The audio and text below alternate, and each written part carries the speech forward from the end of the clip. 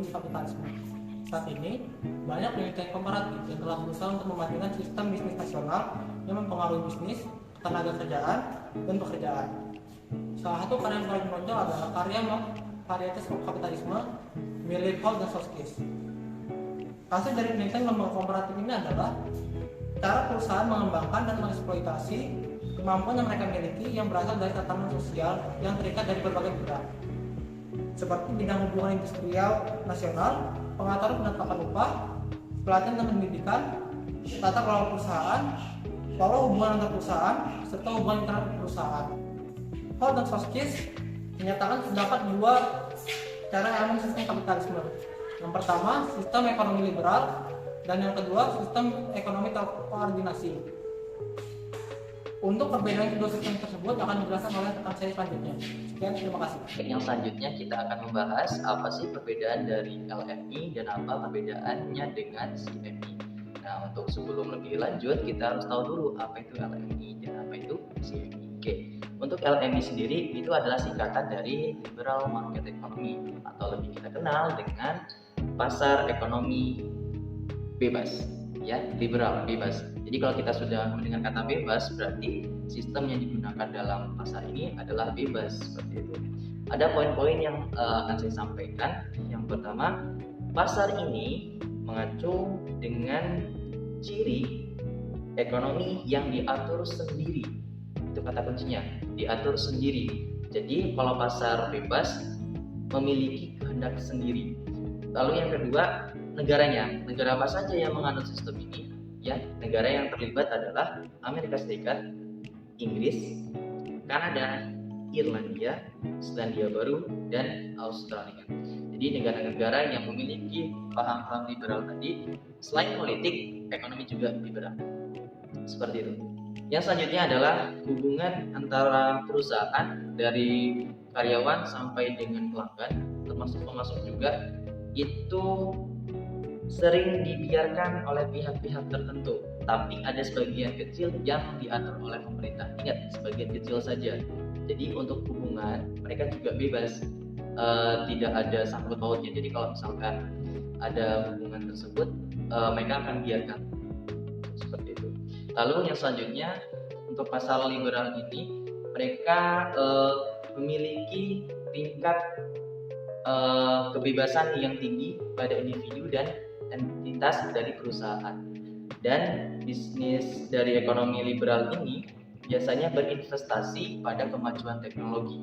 Dan yang terakhir yang membedakan dengan sistem selanjutnya nanti adalah hubungan antara perusahaan dengan karyawan itu terbilang pendek. Jadi yang membuat minus atau kurangnya atau lemahnya dari liberal ini adalah ketika suatu perusahaan itu memiliki jangka waktu yang pendek dalam perusahaan, maka kestabilan dalam perusahaan itu akan menurun. Berbeda dengan jangka yang panjang tadi. Nah, itu tadi singkatan sedikit dari liberal. Lalu kita berlanjut yang selanjutnya, yaitu CMI. Apa itu CMI? CMI adalah Koordinat Market Economy atau lebih dikenal dengan ekonomi pasar berkoordinasi atau koordinat. Jadi kalau ketika koordinat itu ada titik yang menjadi pusat sebagai panduan untuk perusahaan atau di negara itu. Sama ada poin juga yang harus disampaikan. Yang pertama adalah CMI ini mengacu pada ekonomi di mana hubungan antara perusahaan sampai dengan pelanggan tadi dikoordinasikan dengan pemerintah. Jadi pemerintah itu terlibat langsung dalam perusahaan tersebut. Berbeda dengan yang bebas tadi. Lalu ekonomi pasar ini ya ditemukan di wilayah negara apa saja? Ada di Jerman, Austria, Jepang, dan Swedia. Nah, kita tahu ya kalau untuk negara Jerman dan Jepang itu kan memiliki teknologi pengetahuan yang amat luar biasa. Dan tentunya kalau sudah koordinat ya berarti ada pemerintah di dalamnya. Lalu untuk ekonomi pasar yang terkoordinasi mendukung inovasi inkremental, pertahan-tahan atau bertahap, pelan-pelan, yang mengarah pada spesialisasi. Jadi ada spesialisasi di situ kita sebutkan saja pada bidang teknologi dan otomotif. Dan untuk di CMI itu untuk tingkat keamanan kerja itu diperhatikan sekali, berbeda dengan sistem yang bebas tadi. Dan yang terakhir, hubungan yang dibangun ya itu adalah jangka panjang. Ini merupakan keuntungan dari ekonomi itu sendiri, ekonomi koordinat itu sendiri. Karena apa? Semakin panjang jangka kontrak pekerjaan atau karyawan, maka kestabilan dari perusahaan itu akan meningkat.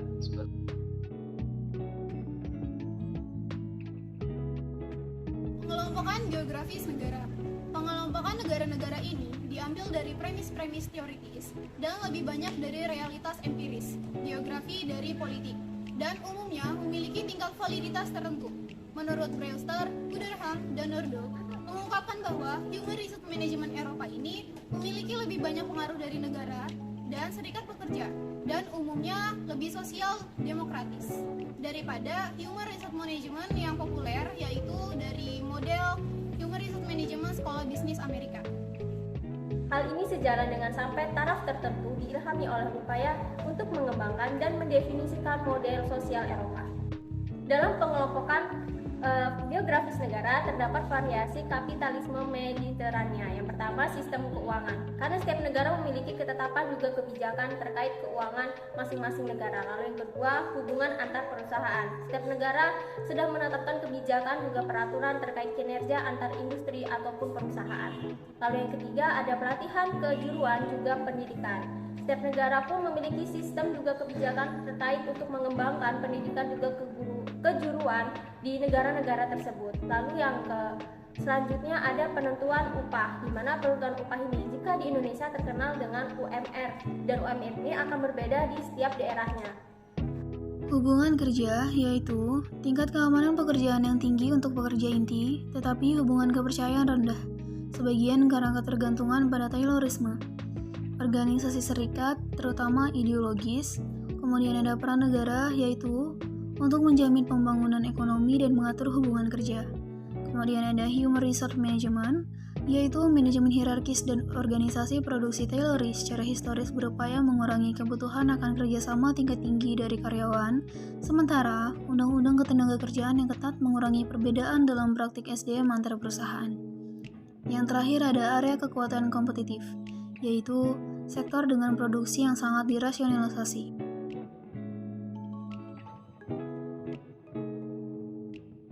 Baik, materi yang selanjutnya adalah mengenai negosiasi kebijakan kolaborasi dan kontestasi di perusahaan multinasional. Negosiasi yang biasanya kita temui adalah hubungan antara kinerja dengan upah, di mana ketika ada kinerja yang memuaskan maka ada upah yang setara dengan hal itu. Namun ternyata hal ini merupakan gagasan hubungan tidak setara. Mengapa begitu? Hal itu disebabkan oleh adanya power yang lebih tinggi dimiliki oleh pemilik modal dibandingkan karyawannya, di mana mereka cenderung lebih mudah untuk menggantikan karyawannya. Akan tetapi, hubungan ini juga hasil dari hubungan ini masih belum pasti. Hal itu dikarenakan pemilik modal belum tentu mendapatkan kinerja yang memuaskan, akan selalu memuaskan dari karyawannya. Oleh karena itu, manajemen sumber daya manusia selalu memerlukan tingkat kontrol karyawan. Akan tetapi, beberapa mekanisme yang juga memastikan bahwa inisiatif karyawan dapat digunakan untuk menangani masalah tidak terduga dan hal lain sebagainya. Kemudian selanjutnya adalah mengenai hubungan perangkat kekuasaan di perusahaan multinasional. Perusahaan multinasional memiliki hubungan perangkat kekuasaan yang sangat kompleks. Oleh karena itu, perusahaan multinasional selalu berusaha mencerminkan asumsi dan praktik mereka manajerial domestiknya sangat bervariasi di luar negeri. Seperti biasanya, kebijakan SDM mereka di anak perusahaan luar negeri itu dibentuk sampai tahap tertentu mengikuti sistem bisnis negara tuan rumah. Namun tentunya hal ini bisa berubah dikarenakan adanya negosiasi. Kebijakan ini bisa dibentuk karena adanya interpretasi yang sedang berlangsung, yang disebabkan oleh serangkaian faktor dari berbagai tingkat organisasi, di mana mereka memiliki gagasan tersendiri mengenai manajemen yang tepat. Tentunya hal ini merupakan reaksi dari latar sosial mereka yang berbeda. Nah, selanjutnya saya akan menjelaskan tentang MNC sebagai sistem ketenagakerjaan. Sebelum itu, teman-teman harus tahu dulu nih, MNC itu apa sih? MNC itu adalah Multinational Corporation. Nah, MNC sebagai sistem ketenagakerjaan ini merupakan satu panduan atau pedoman yang digunakan oleh suatu perusahaan dalam menjalankan kegiatan kepegawaiannya. Nah, sistem kerja yang dipedomani oleh suatu perusahaan ini dilakukan untuk mengelola sumber daya manusianya. Lalu, apakah semua perusahaan menggunakan sistem ini? Tentu saja tidak. Kenapa? Karena hanya perusahaan multinasional saja yang menggunakan sistem ini. Nah, ngomongin tentang ketenagakerjaan apalagi lintas negara, pasti kita udah tahu dong kalau setiap perusahaan yang memiliki cabang atau perusahaan lain di negara lain, mereka tuh harus menyesuaikan dengan culture yang ada di negara tersebut. Dampaknya apa sih jika mereka bisa menyesuaikan dengan culture di negara tersebut? Yang pertama, para pekerja lokal dapat dengan nyaman bekerja di negara tersebut, sehingga dapat memberikan keuntungan yang lebih besar atau keuntungan terbaik bagi perusahaan tersebut. MNC sebagai sistem multinational atau multinational corporation, MNC ini merupakan aktor utama dalam bisnis internasional. Mereka lah yang menjadi pemain utama dalam bisnis ekspor, impor, transaksi internasional, dan pola operasi internasional lain seperti usaha patungan, penanaman modal asing, dan sistem lisensi. Nah, perusahaan multinasional yang lebih tersentralisasi dengan sengaja berusaha untuk mengglobalisasikan manajer melalui program inpatriasi dan bentuk mobilitas internasional manajer lainnya tentang berbagai identitas dan strategi individu ekspatriat. Program yang lebih umum dari manajemen internasional, budaya perusahaan juga berusaha mengubah rasionalitas dengan cara menekankan pentingnya kontrol normatif, khususnya sehubungan dengan bentuk perusahaan internasional mereka yang paling maju, yaitu transnasional. Tak satu pun dari kebijakan ini akan sepenuhnya menghapus rasionalitas negara tuan rumah. Dalam beberapa kasus, transfer ide ke atas berjalan lebih jauh dari ini. Multinational corporation secara keseluruhan mungkin berusaha untuk belajar dari kebijakan anak perusahaan yang sukses dan menerapkannya di negara lain. Untuk meringkas, umumnya diakui bahwa pertemuan internasional antara sistem bisnis yang terjadi dalam perusahaan multinasional menyebabkan hibridisasi hasil SDM. Hibridisasi hasil ini adalah hasil dari pertemuan efek fitur objektif yang berbeda dari bisnis nasional dan sistem ketenagakerjaan, aturan, dan lain-lain.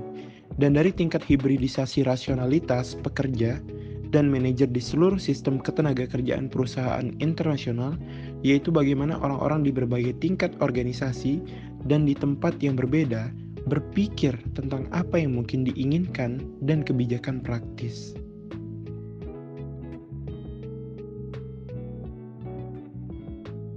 Efek pengelolaan kepemilikan dan negara asal. Varietas literatur kapitalisme pada dasarnya menjelaskan mengenai perbedaan nasional ke dalam dua dimensi.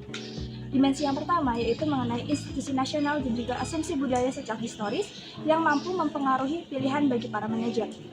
Seperti yang telah kita pelajari mengenai MNC, ketika kita melihat MNC, kita akan berpikir mengenai bagaimana berbagai efek tersebut dapat menimbulkan sesuatu yang lebih rumit, di mana para pelaku dengan sistem nasional yang berbeda, aturan-aturan yang berbeda pula, dan juga asumsi yang berbeda, mereka bertemu. Lalu, dimensi yang kedua yaitu mengenai pembiayaan korporasi. Kita dapat melihat dari negara Jerman dan juga negara Amerika Serikat.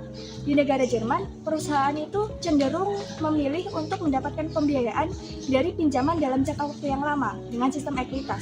Sementara di negara Amerika Serikat, pasar saham liquid itu dianggap jauh lebih penting di negara tersebut. Nah, perbedaan-perbedaan tersebut itu muncul karena adanya perbedaan pola atau proses pembentukan suatu negara dan juga proses pola atau proses industrialisasi di negara tersebut. Nah, seperti yang telah dijelaskan tadi, dengan kata lain bahwa mereka yang memiliki atau menyediakan pembiayaan cenderung lebih memilih untuk mendapatkan hasil dalam jangka waktu yang panjang atau lama daripada dalam jangka waktu yang pendek. Baiklah, selanjutnya, sehubungan dengan dimensi kedua ini, globalisasi dalam 30 tahun terakhir ini, khususnya finansialisasi global, berarti kita harus mengkualifikasikan oposisi mendasar dalam berbagai hal penting. Dalam periode deregulasi keuangan ini, para pemilik perusahaan seperti pemegang saham institusional seperti dana pensiun, mereka mampu meningkatkan kekuasaan mereka terhadap para manajernya. Banyak perlindungan yang diperoleh pekerja terhadap jangka pendek manajerial di era pasca perang. Salah satunya yaitu melalui serikat kerja.